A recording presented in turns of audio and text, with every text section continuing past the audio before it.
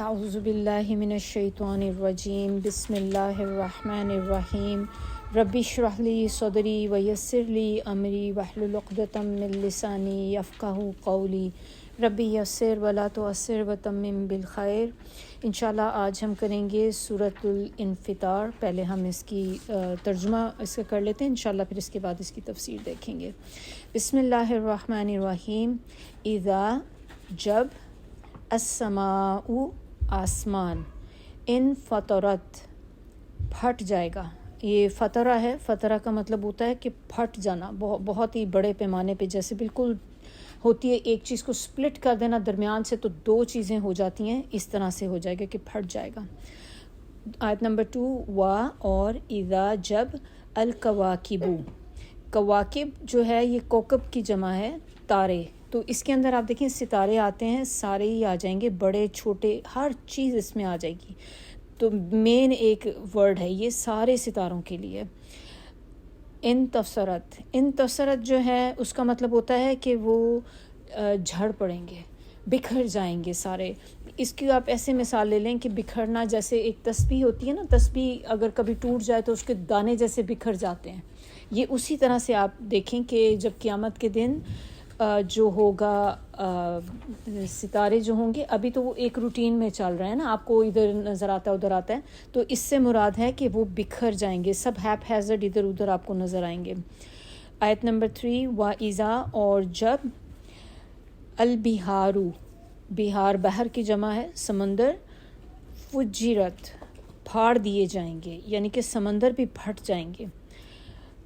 وَإِذَا، اور جب، القبور، قبریں، بعثرت، اکھاڑ دی جائیں گی۔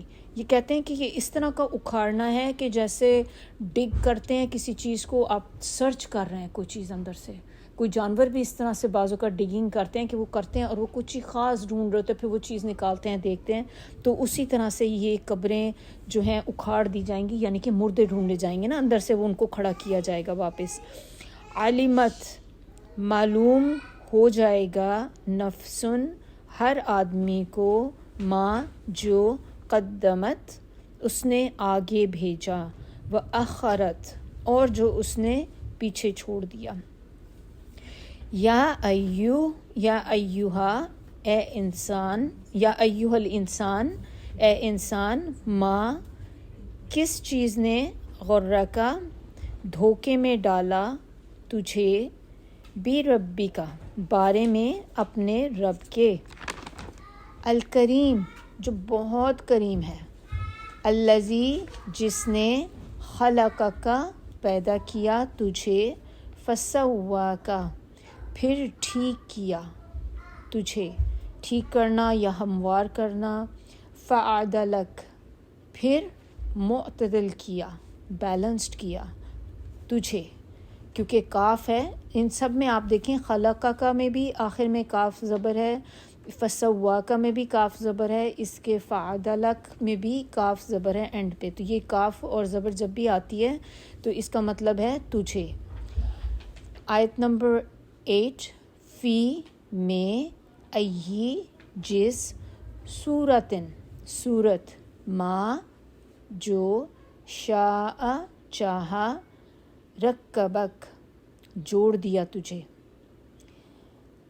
آیت نمبر 9، کلا، ہرگز نہیں، بلکہ، تکذبون، تم جھٹلاتے ہو، بالدین، یعنی کہ قیامت کے دن کو، جزا کے دن کو، وَإِنَّ، اور بے شک، علیکم، تم پر، لحافظین، البتہ نگہبان مقرر ہیں۔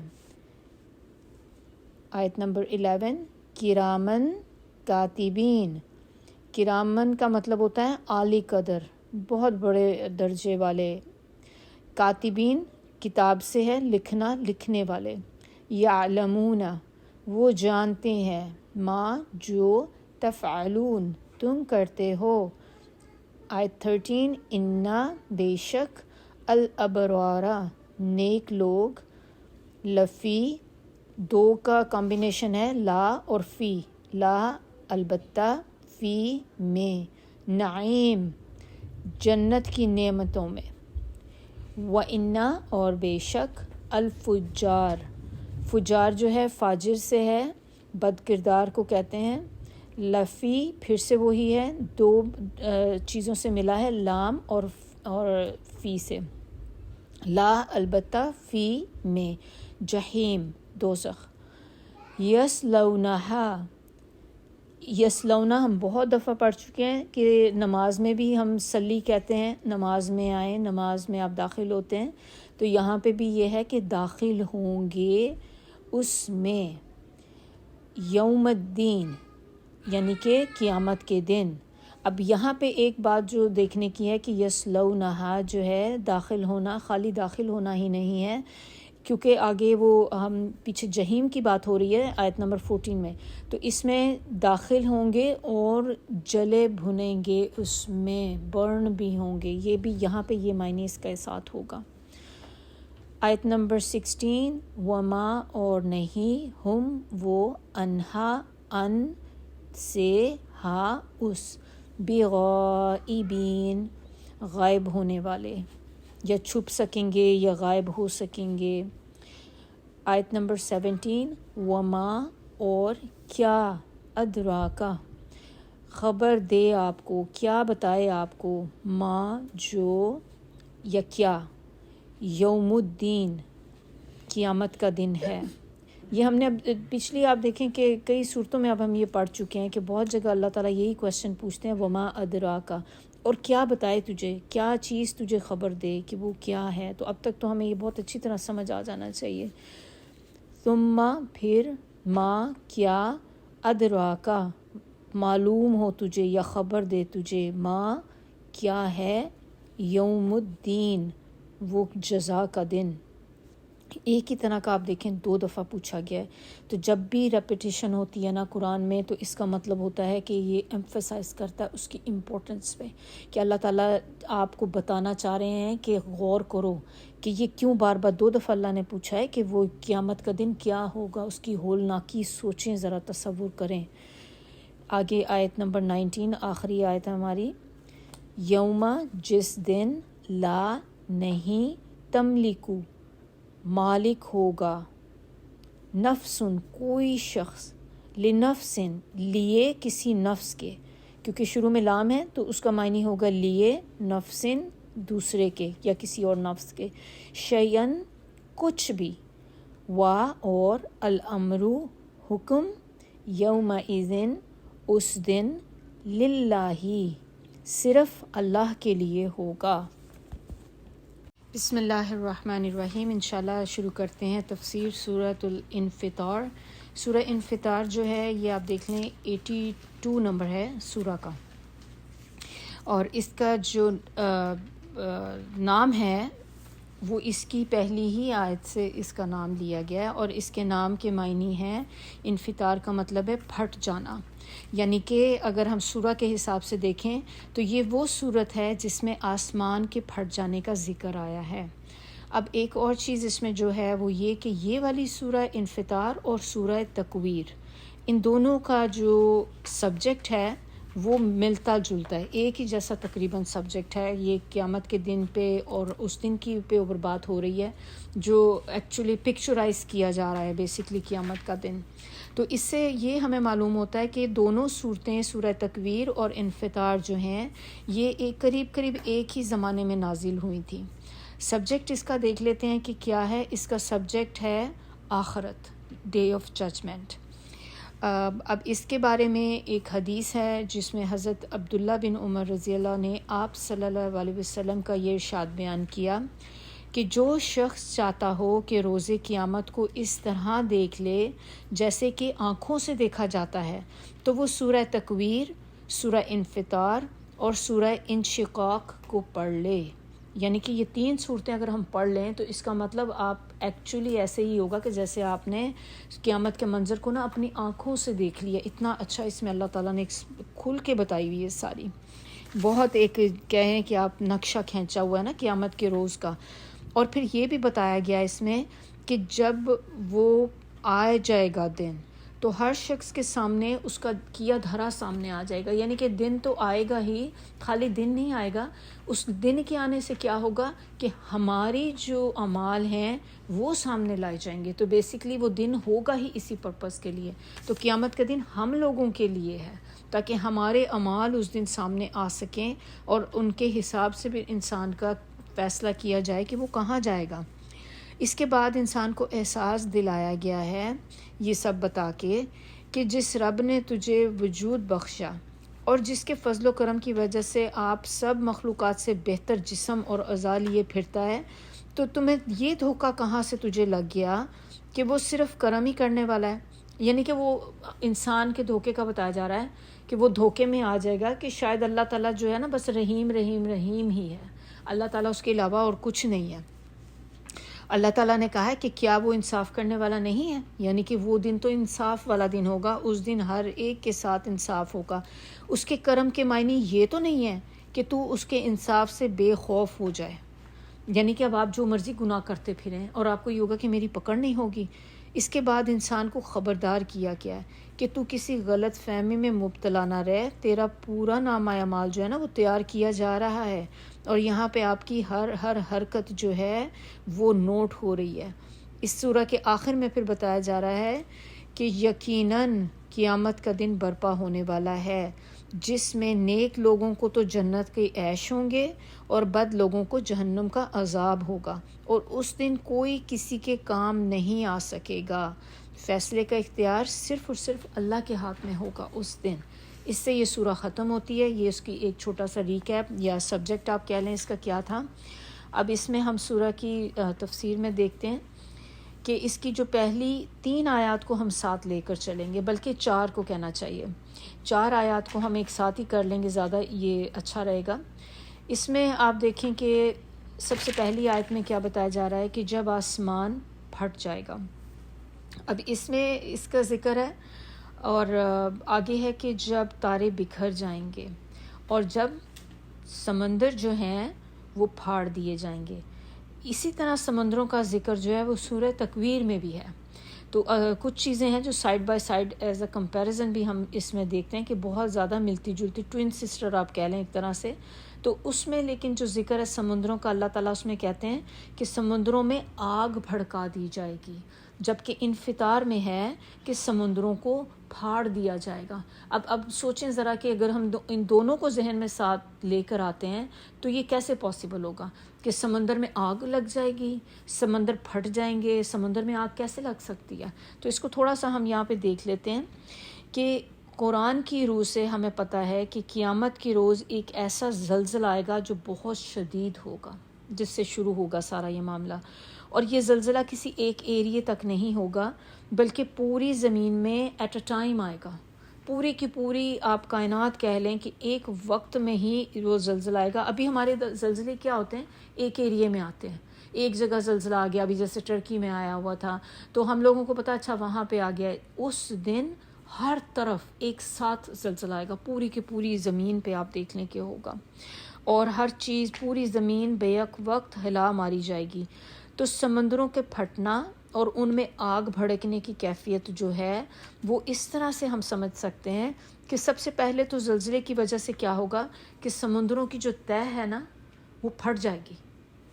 جب وہ پھٹے گی تو ان کا پانی زمین کے اس اندرونی حصے میں اترنے لگ جائے گا جہاں پہ آپ کو پتہ ہے کہ وہ میگما ہوتا ہے، زمین میں لاوا ہوتا ہے نا، جو ابھی بھی آتش فشاں پھٹتے ہیں تو وہ نیچے کہیں نہ کہیں وہ ہوتا ہے، وہ کھولتا رہتا ہے. پھر جہاں پہ بھی ہمیں پتہ ہے کہ کوئی فالٹ ہوتا ہے زمین میں، یعنی کہ کریک ہوتا ہے، زمین ویک ہوتی تو وہاں سے یہ نکل آتا ہے. تو سمندروں کے نیچے بھی ہوتے ہیں والکینوز. تو اسی طرح جب پہلے کیا ہوگا کہ وہ پھٹے گا زمین زلزلے کی وجہ سے، انڈر گراؤنڈ، انڈر جو اوشن کے ہوگی، اور اس کی وجہ سے وہ پانی جب اندر جائے گا تو جب وہ لاوا جو ہے بہت شدید گرم ہوتا ہے، کھول رہا ہوتا ہے، تو اس لاوے تک پہنچ کر پانی اپنے جو ہے نا ان کے اوپر جب آئے گا تو کیا ہوگا؟ جب بہت گرم چیز ہوتی ہے اور اس کے اوپر آپ پانی ڈالتے ہیں تو کیا ہوتا ہے؟ بخارات، ویپرز بنتے ہیں نا. تو جب ویپرز یہ بنیں گے تو 2 چیزیں ہوتی ہیں جو پانی سے بنتی ہیں. اس میں جو پانی ہے نا وہ دو چیزوں میں کنورٹ ہو جائے گا بیسکلی. اسٹیم جو بنتی اس میں ایک آکسیجن ہوگی جو کہ جلانے میں مدد دیتی ہے. آکسیجن آپ کو پتہ ہے نا کہ جہاں پہ ہوتی ہے وہاں پہ فائر لگتی ہے. اگر آپ کبھی آکسیجن بند کر دیں, کینڈل کو دیکھیں, کینڈل جو وہ جار میں کینڈل ہوتی ہے, اگر ہم اس کو جلاتے ہیں, آپ نے اس کو بند کرنا ہو تو آپ کیا کرتی ہیں؟ آپ اس کے اوپر اس کا لڈ رکھ دیتی ہیں نا واپس, تو وہ ایک دم سے خود ہی بجھ جائے گی, کیونکہ آپ نے جب لڈ رکھا ہے تو کیا ہوا ہے, آپ نے اس کی آکسیجن سپلائی ختم کر دی ہے. تو آکسیجن تو ہوتی جلاتی ہے. تو اسی لیے جو لوگ آکسیجن کا سلنڈر جن کے پاس ہوتے ہیں ان کے ساتھ کوشن لگی ہوئی ہوتی ہے, گھروں میں جن کے یوز ہو رہے ہوتے ہیں باہر لکھ کے لگا دیتے ہیں کہ پلیز اسموکنگ یہاں پہ کوئی نہ کرے, کیونکہ وہ ایک طرح سے یہ کہ پھٹ سکتا ہے پورا کا پورا گھر ان کا. تو آکسیجن اور دوسری ہائیڈروجن, یہ دو چیزیں ریلیز ہوتی ہیں اس سے, اور یہ جب چیزیں وہاں پہ ریلیز ہوں گی تو اس کے بعد ایک چین ریئیکشن شروع ہو جائے گا, جس سے سارے سمندر جو دنیا میں ہیں ان سب کے اندر ایٹ اے ٹائم آگ لگ جائے گی. تو وہ پورے سمندر, کیونکہ وہ لاوا اور وہ جب سٹیم بنے گی تو وہ ایک دم سے ایسے ایکسپلوڈ کریں گے اور وہ سمندروں کے اندر ایسے ہوگا جیسے آگ لگ گئی ہے. لیکن یہ اسکالرز اس کے بارے میں کہتے ہیں کہ یہ چیز اسکالرز کی ایک اپنی, جیسے انہوں نے نا ایک تھیوری میں وہ پہنچے ہیں کہ دس ول ہیپن, لیکن یہ ہمیں ایک کنفرمیشن اس کی نہیں, واللہ عالم, اللہ تعالیٰ بہتر جانتے ہیں. لیکن یہ تھیوری ایک انہوں نے اس طرح سے بتائی ہے کیونکہ دونوں صورتوں کو سامنے رکھ کے کہ یہ اس طرح سے پاسبل ہوگا. اب یہ میں آپ سے کہہ رہی تھی کہ ہم یہ 4 آیات ایک ساتھ دیکھ لیں تاکہ ہمیں پتہ چل جائے گا. تو اس کی جو چوتھی آیت ہے اس میں بات ہو رہی ہے قبروں کی, کہ اس دن اللہ تعالیٰ جو قبریں ہوں گی, قبریں اکھاڑ دی جائیں گی اور کھول دی جائیں گی, اکھاڑ دی جائیں گی, اور ان قبروں سے جو مردے ہوں گے ان کو باہر نکالا جائے گا. اب یہ اللہ تعالیٰ نے شروع میں 4 چیزیں ہمیں بتا دیں کہ ان کو بتا کے کہ ایک طرح سے آپ دیکھیں کہ اللہ تعالیٰ نے منظر ہمیں اس کی قیامت کی منظر کشی کی ہے کہ جب یہ سب ہو جائے گا کیا ہو جائے گا, آسمان پھٹ جائے گا, ستارے جھڑ جائیں گے, دریا سمندر سب ایک ہو جائیں گے اور ان سب میں آگ لگ جائے گی, اور قبروں سے مردے نکال لیے جائیں گے. تب اگلی آیت دیکھیں, آیت نمبر 5. تو یہ بیسکلی ان 4 کو بتانے کے بعد اللہ تعالیٰ کہتے ہیں کہ یہ سب بتا کر کیا ہوگا, تب لگ پتہ جائے گا انسان کو. کس بات کا لگ پتہ جائے گا؟ کہ اس نے دنیا میں کیا کیا, کیا چیز آگے بھیجی, کیا پیچھے چھوڑی. کہ یہ وہ وقت اللہ تعالیٰ یہ کہیں گے کہ قیامت کا دن بیسکلی جو ہے وہ انسانوں کے لیے, جنوں کے لیے, انسانوں کے لیے ہے, کہ اس دن آپ کو پھر پتہ چلے گا کہ ہم دنیا میں کر کے کیا آئے ہیں. یہ بتانے کا مقصد ہے یہاں پہ. اب آیت نمبر 5 جو ہے یہ امپورٹنٹ ہے, اس کے کچھ پوائنٹس ہیں. اب میں نے اس کو اس طرح سے بنایا کہ میں نے 2 کالم اس کے بنائے ہیں, آپ لوگ بھی اس طرح کریں تو وہ اس سے زیادہ چیزیں اچھی سمجھ آتی ہیں. ایک کالم میں میں نے لکھا ہے ما قدمت, دوسرے کالم میں لکھے ما اخرت. یہ اسکالرز نے ہمیں 3 چیزیں اس میں بتائی ہیں اس آیت کی جو ایکسپلینیشن میں, اور یہ تینوں میں سے تینوں ہو سکتی ہیں. نمبر 1 اس میں جو ہے ما قدمت میں ہم دیکھیں گے کہ اچھا یا برا عمل جو انسان نے کر کے آگے بھیج دیا, یعنی کہ وٹ ایور یو ڈیڈ, چاہے اچھا کیا یا برا کیا, وہ ما قدمت میں آ گیا. اور ما اخرت میں کیا آئے گا؟ ہر وہ عمل جو آپ سے رہ گیا, یعنی کہ آپ نے اسے پیچھے چھوڑ دیا, آپ اس کو کرنا چاہتے تھے بٹ فور سم ریزن آپ نے نہیں کیا اور وہ اپنے تکمیل پہ نہیں پہنچا, تو وہ ہر وہ عمل یا جس کو آپ نے پرائرٹی نہیں دی وہ آپ کا رہ گیا آخرت میں, وہ اس میں آ گیا. اب نمبر 2 ما قدمت میں جو ہے, نمبر 2 اس میں ہے کہ ما قدمت میں ہم لکھیں گے جو کچھ ہم نے پہلے کیا, یعنی کہ آپ نے ماضی میں کیا آپ نے. ما آخرت میں جو آپ نے بعد میں کیا. نمبر 3 اب اس میں ہے کہ اچھے برے اعمال جو آپ نے زندگی میں کیے ہیں, یہ ما قدمت کے نیچے ہے. ہر اچھے برے اعمال جو بھی آپ نے اپنی لائف میں کیے مرتے دم تک وہ آ جائیں. اور ما آخرت میں جو وہ اعمال آپ نے کیے تھے اچھے یا برے, ان کے جو آثار رہ گئے پیچھے, ما آخرت میں وہ آثار ہوں گے. یعنی کہ ہم ایک ٹرینڈ سیٹ کر جاتے ہیں نا سم ٹائم اچھے کا یا برے کا. اگر ہم نے اچھے اعمال کیے تھے اور آپ کو دیکھ کے کوئی اور دیکھ کے کرنے لگ گیا, تو وہ جو کرنے لگ گیا وہ آپ کے آثار ہیں, وہ آخرت میں آ جائیں گے, اور وہ جو عمل آپ نے خود کیا تھا وہ آپ کا قدمت میں آ جائے گا. تو اسی طرح ہم بری چیزوں کے بھی ٹرینڈ سیٹ کرتے ہیں. تو اگر ہم نے برائی بھی کی تھی اور ہمیں اپنا عمل تو پتہ ہے, ہمیں آثار نہیں پتہ نا, تو وہ آثار ہمارے آخرت میں کہ وہ آ گئے پیچھے, کہ جو ہم چھوڑ کے آئے اور اس پہ کتنے لوگ پیچھے لگ گئے وہی برائی کرنے کے لیے, وہ اس کے اندر آ جائیں گے. تو یہ اس طرح سے ذرا ہمیں جو چیز ہے نا آسانی سے ذرا پتہ چل جاتی ہے. اب اس میں آپ یہ دیکھیں کہ جو بھی کچھ ہم نے کیے یہ ہمارے اعمال, نامہ اعمال میں چیز لکھی جاتی ہے. تو نامہ اعمال کے بارے میں ایک مجھے بڑی انٹرسٹنگ چیز مجھے تھی کہ اس میں ہم سوچتے ہیں کہ چلو ہم نے جو کیا ہے لکھا جائے گا. تھوڑی سی ڈیٹیل بس اس میں بتانا چاہوں گی کہ اس میں ہر چیز محفوظ ہوگی. Number 1, everything will be written, چاہے آپ نے چھوٹی کی, بڑی کی, اچھی کی, بری کی.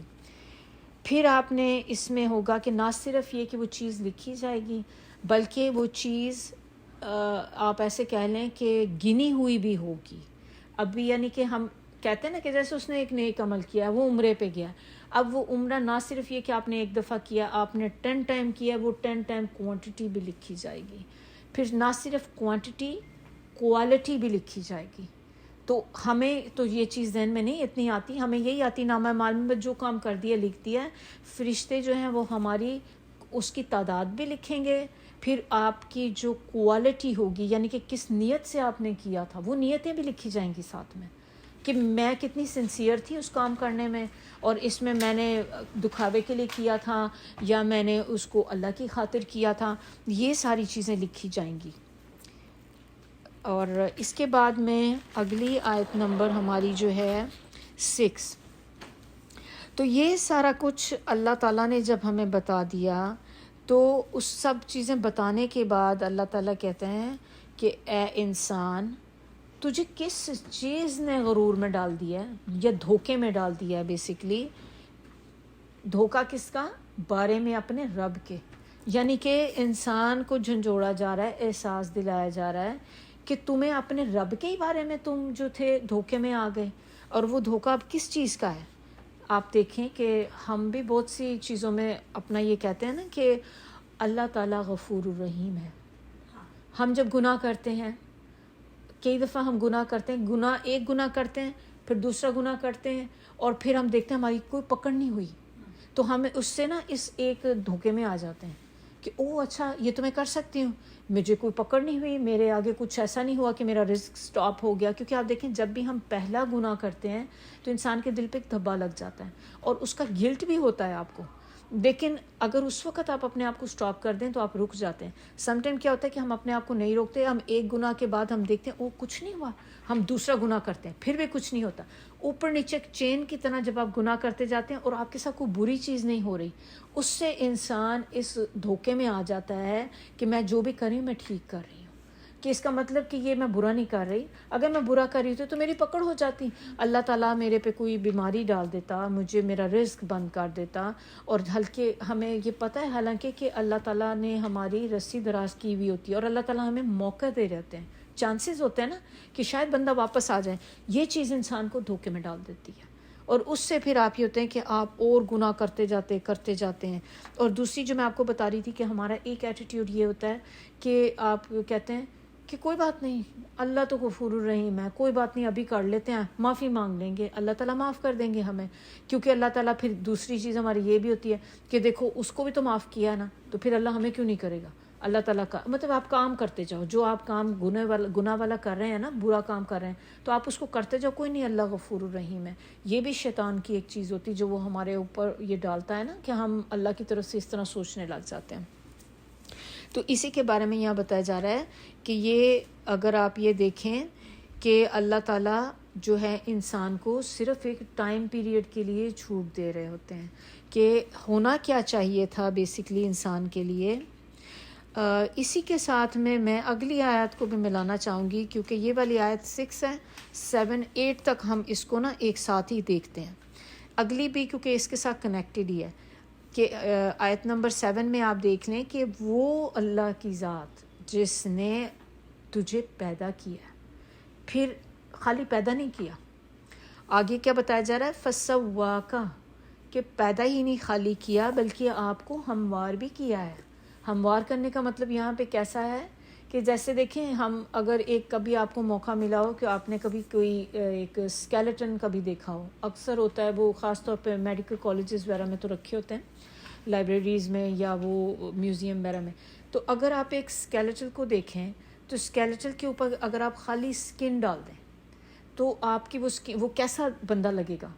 اس کی آپ کو ہڈیاں اندر سے سب نظر آ رہی ہوں گی اور ایک عجیب سی ایک ہوگی, چہرے پہ ہی آپ لے لیں. لیکن اللہ تعالیٰ نے کیا کیا کہ چہرے کے اوپر فیٹ بھی ہے, پورے باڈی میں اللہ تعالیٰ نے اندر فیٹ بھی ڈالی, مسلز بھی ڈالے. اب یہ سارا کچھ ڈال کے جب سکن اوپر ڈالی گئی, اب کبھی آپ خود اپنے بازو کو ٹانگ کو دیکھیں تو آپ کو لگتا نہیں کہ اس کے اندر کوئی ہڈی بھی ہوگی, سوائے کچھ ہڈیوں کے جو سپرفیشل اوپر ہوتی ہیں. لیکن اللہ تعالیٰ نے ایک پرفیکٹ ایک راؤنڈڈ باڈی ہے, اس کو کہتے ہیں کہ ایک ہموار جسم آپ کا بنایا ہے, کہ بیلنسڈ ہے. کہ آپ دیکھیں ہر چیز ہمیں ایک لگ رہی ہوتی بڑی اسموتھ سی, باڈی میں ہاتھ بھی لگا رہے ہیں آپ کو کہیں چبھ نہیں رہی, ہڈیاں کہیں سے نکلی ہوئی ہیں باہر.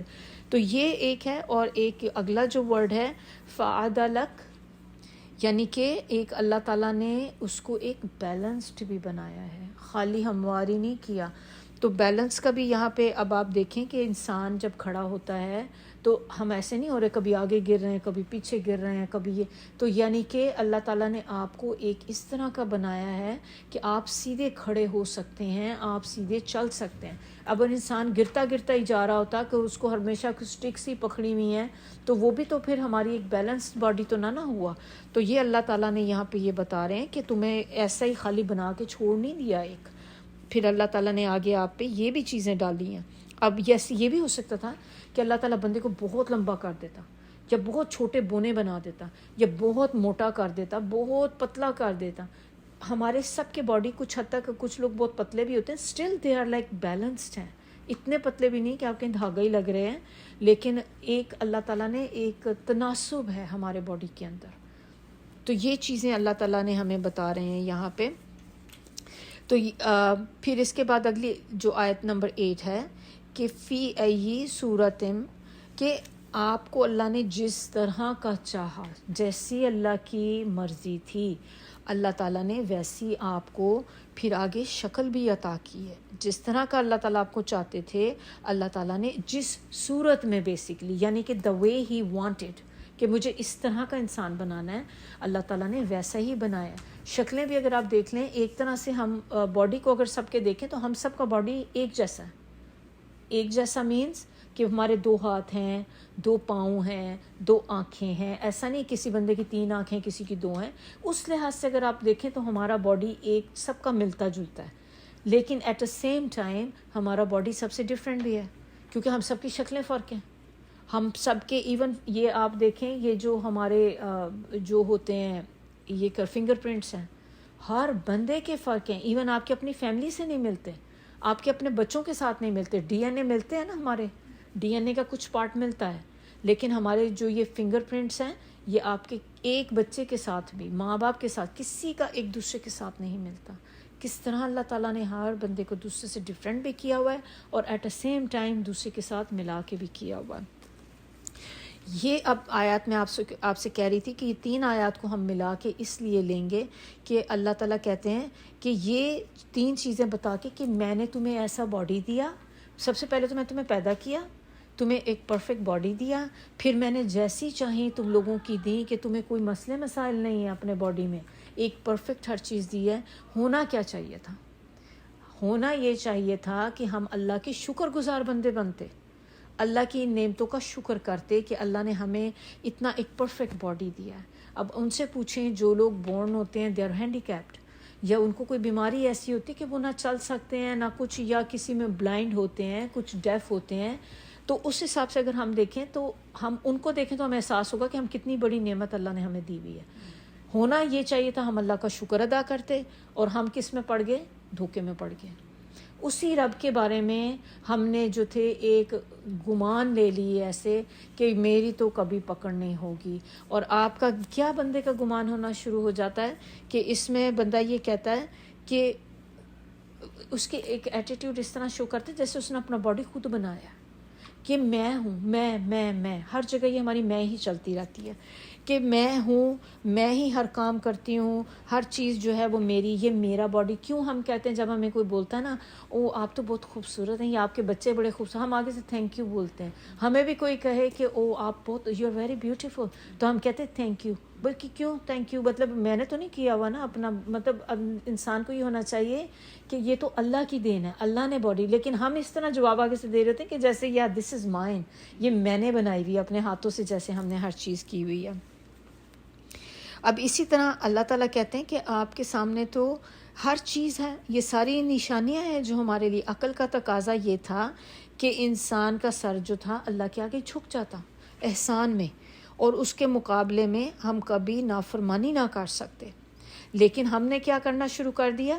اگلی آیت میں آپ دیکھیں، کلا ہرگز نہیں، بلکہ جھٹلانا شروع ہو گئے قیامت کے دن کو. اب کیسے ہم قیامت کے دن کو جھٹلاتے ہیں؟ قیامت کے دن کو ہم ایسے جھٹلاتے ہیں کہ جب ہمیں یہ ہوتا ہے کہ ہم جو اعمال کرتے ہیں دنیا میں، اگر ہمیں یہ احساس ہو جائے کہ کل کو ایک دن آنا ہے کہ ہماری پکڑ ہوگی اور ایک ایک چیز لکھی جا رہی ہے، تو ہمارے بہت سے اعمال جو ہیں وہ بدل جائیں گے، بہت سے برے کام نیکیوں میں بدل جائیں گے، کیونکہ ہم کرنے سے پہلے سوچیں گے کہ نہیں میری پکڑ ہوگی، نہیں مجھے یہ کام نہیں کرنا. لیکن ہم اس کو جب بھلا دیتے ہیں تو وہی وقت ہے جب انسان ظلم کرنا شروع کر دیتا ہے، اپنے پہ ظلم، دوسرے لوگوں پہ ظلم، آپ اپنے آپ کو بہت بڑا جاننا شروع ہو جاتے ہیں، اور ہم یہ بھول جاتے ہیں کہ ایک دن ہماری بھی پکڑ ہو جانی ہے، ایک دن ہمیں ان سب چیزوں کا حساب دینا پڑے گا. تو وہ آگے کیا کرتے ہیں کہ ہم ان چیزوں کو، لوگ جو ہیں یہ ساری نعمتوں کے بجائے شکریہ ادا کرنے کے اللہ کے ہم یہ ان چیزوں پہ اتر آتے ہیں کہ ہم قیامت کو ہی بھلا دیتے ہیں کہ ایک دن یہ آئے گا. اب اس میں ایک چیز اب یہ بھی آپ دیکھ لیں کہ جیسے ہم اس کو جھٹلاتے ہیں نا قیامت کے دن کو. اب اس میں نا آپ یہ دیکھیں، ایک وہ بات ہے کہ حسن بصری نے ایک دفعہ فرمایا کہ ان کے کوئی اسٹوڈنٹ تھے تو وہ ان سے پوچھ رہے تھے، حسن بصری نے فرمایا اس کے بارے میں کہ کتنے ہی انسان ایسے ہیں، یہ حدیث نہیں ہے، یہ میں آپ کو نا حسن بصری کا بتا رہی ہوں، کہ کتنے انسان ایسے ہیں کہ اللہ تعالیٰ نے ان کے عیبوں اور گناہوں پر پردہ ڈالا ہوا ہے، ان کو رسوا نہیں کیا ہوا، اور وہ اسی وجہ سے، اس لطف اور کرم کی وجہ سے اور زیادہ غرور اور دھوکے میں مبتلا ہو گئے کہ ہم گناہ کر رہے ہیں اور اللہ نے ہمارا پردہ ڈالا ہوا ہے. تو یعنی کہ جب اللہ تعالیٰ ان کو لوگوں کے سامنے ایک طرح اوپن نہیں کرتا نا، تو اس سے بھی لوگ بعض اوقات اس دھوکے میں آ جاتے ہیں. غلط فہمی بیسیکلی کہنا چاہیے کہ بھئی میں تو جو کر رہا ہوں اچھا کر رہا ہوں. اور اسی آیت سے اگر ہم دیکھیں تو یہ 9 اور آیت نمبر 6 جو ہے، یہ دونوں جو ہیں ایک دوسرے کے ساتھ ہی ملتی ہیں، کہ یعنی کہ انسان دھوکے میں کب آ جاتا ہے آیت نمبر 6 میں، کہ انسان دھوکے میں تب آ جاتا ہے کہ جب وہ قیامت کے دن کو بھلا دیتا ہے، تبھی انسان دھوکے میں آئے گا. جو انسان قیامت کو ہر وقت یاد رکھے گا وہ کبھی اس دھوکے میں نہیں آ سکتا کہ اللہ غفور الرحیم ہے، میں جو بھی کر رہا ہوں بس وہ تو مجھے معاف کر دے گا، اور کیونکہ آپ کو نہیں پتہ آگے کیا سچویشن ہوگی ہماری.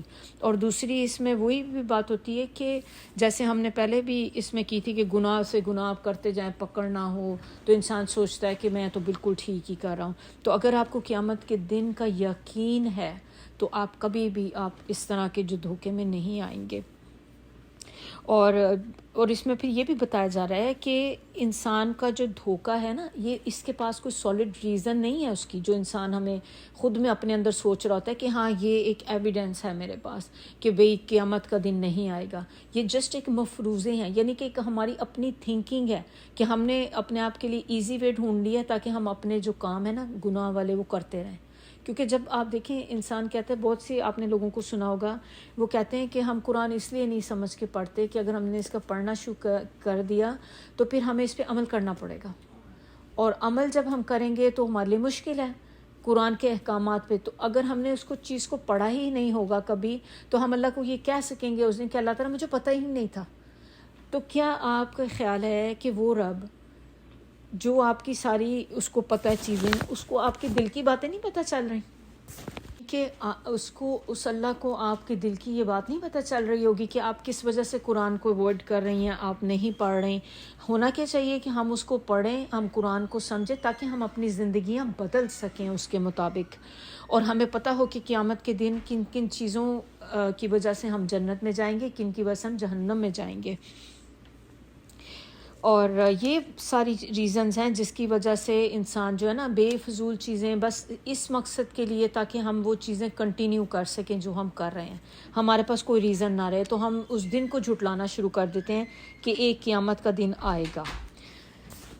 اب اس میں یہ دیکھیں کہ اللہ تعالیٰ کہتے ہیں کہ آپ اس کو جھٹلائیں یا مذاق اڑائیں قیامت کا، مانیں یا نہ مانیں، حقیقت تو نہیں بدلے گی کہ قیامت کا دن جو ہے وہ تو آ کے ہی رہنا ہے.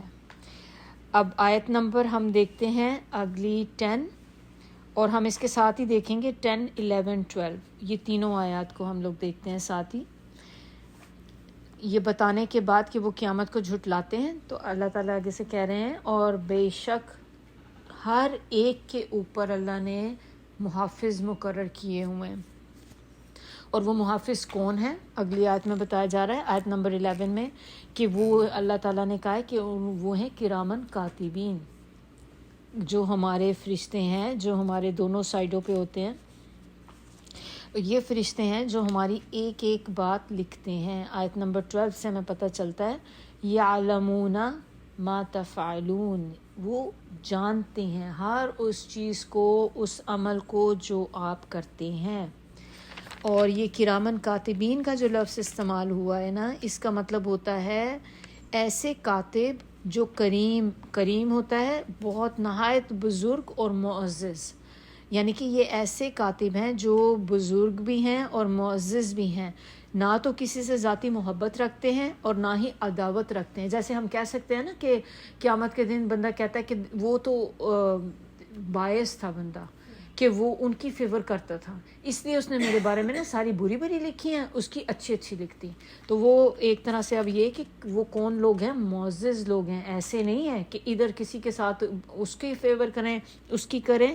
وہ نہ کسی سے محبت رکھتے ہیں، نہ ہی کسی سے دشمنی رکھتے ہیں. اور وہ نہ خائن ہیں، یعنی کہ خیانت کرنے والے بھی نہیں ہیں کہ کہیں پہ آپ نے نیکی کی تھی تو انہوں نے آپ کی لکھی ہی نہیں، بھول گئے، بیزی تھے اس وقت کسی اور کام میں. تو خیانت نہیں کرتے امانت میں، every thing as it is جو آپ نے کی ہے وہ اس کو اسی طرح لکھتے جاتے ہیں. پھر یہ کہ وہ رشوت خور بھی نہیں ہے کہ آپ ان کو برائب دے دیں، کر دیں نا اس طرح سے کہ بھئی یہ کر دوں گی، خوش ہو جائیں گے، چلو میری نیکیاں زیادہ لکھ دیں گے. ایسے بھی نہیں ہے کہ، اور ان کا مقام ان ساری اخلاقی کمزوریوں سے بلند ہے، اسی لیے ان کو کرامن کاتبین بولا گیا کہ ہر چیز بہت ہی زیادہ انصاف کے ساتھ، حق کے ساتھ وہ لکھیں گے. تو اس کا مطلب کہ جو جو چیز ہمارے لکھی جائے گی جیسے جیسے ہم نے کی ہے. اس کی ایک مثال ہمیں مثال کیا ہے، آپ ایک ایویڈنس کہہ لیں، سورہ کہف ہے، سورہ کہف کی آیت نمبر 49 میں فرمایا ہے کہ قیامت کے روز مجرمین یہ دیکھ کر حیران رہ جائیں گے کہ ان کا جو نامہ اعمال پیش کیا جا رہا ہے اس میں کوئی چھوٹی یا بڑی بات درج ہونے سے رہ نہیں گئی. اور وہ کہیں گے کہ جو کچھ بھی انہوں نے کیا تھا وہ سب جوں کا تو ان کے سامنے حاضر ہو گیا. کہ یہ اتنی حیران کن بات ان کے لیے ہوگی کہ یہ تو ہر چیز جیسے ہم نے کی ویسی پوری کی پوری، جیسے ایسے کہہ لیں کہ آپ نے ویڈیو بنا کے اس میں ڈال دی ہوئی، اس طرح سے ہوگا کہ انسان خود اس دن حیران رہ جائے گا وہاں پہ یہ دیکھ کے. اب اس میں آپ یہ دیکھیں کہ جو آیت نمبر 12 میں ہے کہ وہ جانتے ہیں ہر عمل کو جو آپ کرتے ہیں. تو اس میں کوشچن ایک ہو سکتا ہے ہمارے دلوں میں آئے کہ کیا فرشتے جو ہوتے ہیں ان کو ہماری نیتیں یا ارادے پتہ چلتے ہیں؟ اب اس میں آپ یہ دیکھیں کہ اس کا اندازہ لگانے کے لیے ایک یہ چیز آپ ذہن میں رکھیں کہ اللہ تعالیٰ نے کہا نا کہ انسان جب بھی نیکی کا ارادہ کرتا ہے تو اللہ نے فرشتوں کو کہا کہ جب بھی میرا بندہ نیکی کا ارادہ بھی کرے تو آپ اس کے لیے نیکی لکھ دیں، لیکن جب وہ برائی کا ارادہ کرے تو یو ہولڈ آن، آپ نہیں لکھیں اس کو جب تک کہ وہ بندہ ایکچول وہ برائی کر نہ لے. تو اس کا مطلب کہ اب فرشتے کیسے لکھیں گے اس چیز کو جب انہیں پتہ ہی نہیں کہ آپ نے ارادہ کیا ہے. اب ارادے کا مطلب میں اپنے دل میں بیٹھی ہوں، یہاں پہ میں ارادہ کر رہی ہوں، میں ہل نہیں رہی، میں منہ سے کچھ بول بھی نہیں رہی، لیکن میں نے اپنے دل میں بیٹھ کے اس وقت ابھی سوچا ہے کہ میں آج جو ہے اتنی چیریٹی کروں گی، یا میں فلاں بیمار کو آج دیکھنے جاؤں گی، میں نے جسٹ اپنے دماغ میں سوچا ہے اور میرے فرشتے نے لکھ لیا، تو اس کا مطلب کہ واقعی ان کو ارادہ پتہ چل جاتا ہے. لیکن یہ نہیں ہے کہ یہ ان کی خاصیت ہے. اس میں جو بات سوچنے کی ہے کہ اللہ تعالیٰ جس کو جیسے چاہتے ہیں نا اس وقت وہ صلاحیت عطا کر دیتے ہیں. تو اللہ تعالیٰ ان کو وہ چیز صلاحیت دے دیتے ہیں کہ جس سے وہ یہ چیز جان جاتے ہیں، ورنہ یہ وہ غیب کا علم نہیں جانتے، یہ اللہ تعالیٰ ہیں. اور اس کی ایک آپ یہ دیکھیں کہ ایک تابعی ہے، وہ تھے بلکہ سفیان ثوری نام آپ نے سنا ہوگا. ان سے ایک دفعہ ان کے نا ایک اسٹوڈنٹ تھے، انہوں نے پوچھا اسی چیز کے بارے میں کہ کیا یہ فرشتے جو ہوتے ہیں ان کو ہمارے ارادے پتہ چل جاتے ہیں؟ تو اس پہ انہوں نے کہا کہ انسان جب نیک ارادہ کرتا ہے تو اس کے اندر سے ایک خوشبو آنی شروع ہو جاتی ہے، اور وہ خوشبو جو ہوتی ہے وہ فرشتے اس کو سینس کر لیتے ہیں اور اس سے وہ اس کے لیے نیکی لکھ دیتے ہیں. اور اسی طرح جب انسان برائی کا ارادہ کرتا ہے یا بدنیتی کسی چیز کا ارادہ کرتا ہے تو اس کے جسم سے اتنی گندی بدبو آنے لگ جاتی ہے جس سے فرشتے کو پتہ چل جاتا ہے کہ اس نے ایک برائی کا ارادہ کیا. تو یہ تھوڑا سا ایک اس میں تھا کہ ہمیں جو فرشتے ہمارے جو ہیں وہ کیسے ہمارے ارادے کو جان جاتے ہیں. اب اس کا بات آگے دیکھیں آیت نمبر 13 میں، یہ 13 اور 14 اکٹھے دونوں کو دیکھتے ہیں کہ بے شک وہ لوگ جو نیک تھے وہ اب کیا ہوں گے؟ نعمتوں والی جگہ پہ ہوں گے. نعمتوں والی جگہ کون سی ہے؟ جنت. اور اسی طرح جو فجار ہوں گے وہ کہاں ہوں گے؟ جہیم میں، یعنی کہ دوزخ کے اندر. اب یہ دونوں آیتوں کو اگر ہم دیکھیں تو یہ دونوں آیتیں پیچھے ملتی ہیں آیت نمبر 5 کے ساتھ کہ علمت نفس ما قدمت و اخرت. اس آیت کے ساتھ کہ جو کچھ انسان نے آگے بھیجا یا پیچھے چھوڑا، جو بھی اس نے کیا، اس کی بیس کے اوپر پتہ چلے گا کہ وہ آیت نمبر 13 میں کوالیفائی کرتا ہے یا آیت نمبر 14 میں کوالیفائی کرتا ہے. تو اس کی بیس کے اوپر اب پتہ چلے گا کہ وہ ابرار ہے یا وہ فجار ہے. فجار جو ہے یہ ہوتی ہے فاجر کی جمع، اور اس کی تھوڑی سی ڈیٹیل ہم دیکھ لیتے ہیں کہ یہ کون کون سے لوگوں کو فجار کہتے ہیں. یہ بیسیکلی وہ لوگ ہیں جو بڑے بڑے گناہ کرتے ہیں، بڑے گناہ گار بدکار قسم کے لوگ. پھر اس میں وہ بھی لوگ آ جاتے ہیں جو گناہ تو کرتے ہیں لیکن گناہ کر کے توبہ نہیں کرتے، اللہ سے توبہ نہیں کرتے، وہ بھی فجار میں آ جائیں گے.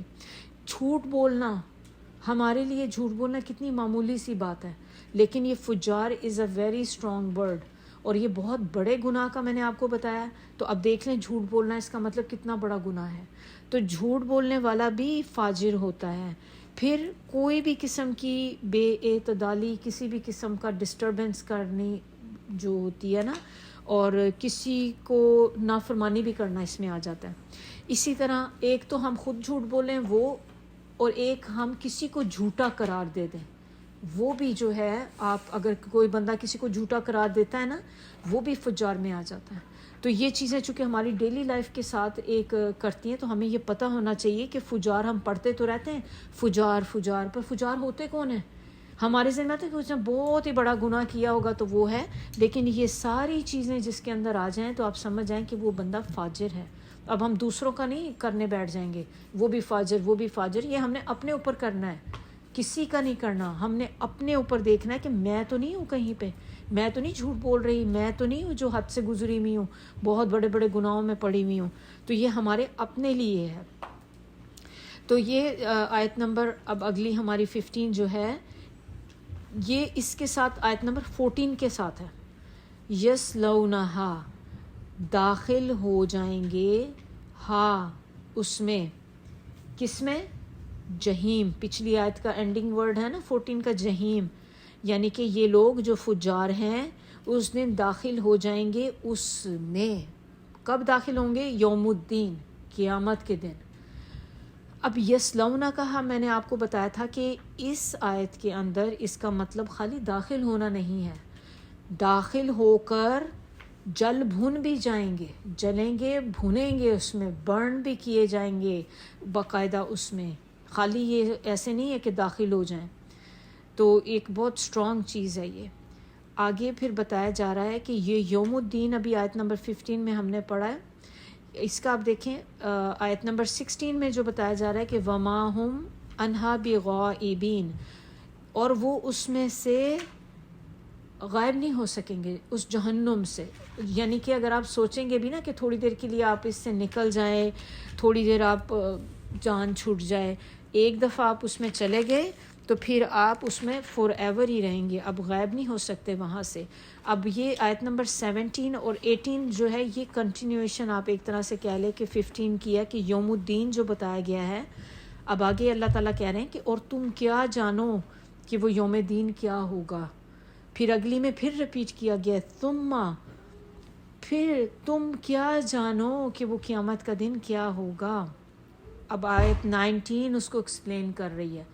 اللہ تعالیٰ کہہ رہے ہیں کہ یہ وہ دن ہوگا کہ جس دن کوئی شخص جو ہے، ایک تو یہ کہ اس کا اپنے اوپر بھی کوئی اختیار نہیں ہوگا، نہ اپنے اوپر نہ ہی کسی دوسرے شخص کے اوپر وہ کر سکے گا، کوئی کسی کی مدد نہیں کر سکے گا، نہ اپنی کر سکے گا نہ کسی کے لیے کر سکے گا.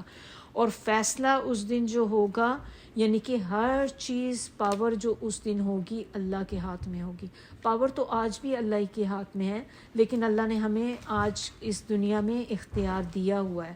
ہمارے پاس ایک اتنی ہے کہ ہم اپنی مرضی سے گناہ کرتے ہیں، اپنی مرضی سے نیکیاں کرتے ہیں، لیکن اس دن ٹوٹلی جو ہوگا وہ اللہ تعالیٰ کے ہاتھ میں ہوگی ہر چیز. اور کوئی بھی، یعنی کہ ایک جیسے ہم کہتے ہیں نا دنیا میں کہ ہم فلاں بندے کو فالو کرنے لگ جائیں تو وہ بندہ ہمیں قیامت کے دن بچا لے گا. تو اللہ تعالیٰ نے یہاں بتا کے اس چیز کی نفی کر دی ہے کہ اگر آپ یہ تھنکنگ رکھ رہے ہیں نا کہ میں فلاں کام کروں گی فلاں بندے کے ساتھ میں اب، تو وہ ہمیں اپنے سائے میں لے جائے گا، یا ایون نبی صلی اللہ علیہ وسلم کہ ہم امتی ہیں تو نبی صلی اللہ علیہ وسلم ہمیں اس دن بچا لیں گے. تو یہاں پہ بتا دیا گیا کوئی نفس اس دن کسی نفس کے کام نہیں آ سکے گا. جو بھی کچھ ہے، یعنی کہ انسان کے سامنے ہر چیز اس دن آ جائے گی، اور نہ ہمارا اپنے اوپر اختیار ہوگا نہ ہی ہمارا کسی اور پہ ہوگا، اور نہ ہی کوئی بندہ کسی کے اس دن کام آ سکے گا. اس میں مجھے وہ بات یاد آ رہی ہے کہ حضرت محمد صلی اللہ علیہ وسلم نے اپنی بیٹی کو بھی یہ بات بولی تھی کہ اے فاطمہ تم اپنی تیاری کر لو قیامت کے دن، قیامت بہت سخت ہے، اس دن میں تمہارے کسی کام نہیں آ سکوں گا. یہ بتاتے تھے سب کو، اپنی پھپھیوں کو بھی، سب کو، کہ میں آپ کے کسی کے کام نہیں آ سکوں گا، اپنا اپنا ہر بندے نے خود عمل تیار کرنا ہے. تو اس کے ساتھ ہمیں پتہ چلتا ہے یہ کہ ہم سب نے اپنی اپنی تیاری کرنی ہے، اور قیامت کا دن قریب ہے، اور یہ قیامت کا دن بہت سخت ہے. اور یہ ایک طرح سے دیکھا جائے تو ایک طرح سے ہمیں واک تھرو کیا گیا ہے، پوری ایک طرح سے آپ کو گزارا گیا ہے قیامت کے دن سے کہ یہ چیزیں ہوں گی، تاکہ ہم لوگ اس سے جو ہے اپنا سبق حاصل کر سکیں. سبحانک اللہم و بحمدک، نشہد ان لا الہ الا انت، نستغفرک و نتوب الیک. سبحان ربک رب العزت عما یصفون وسلام علی المرسلین والحمد للہ رب العالمین. ربنا تقبل منا انک انت السمیع العلیم وتب علینا انک انت التواب الرحیم.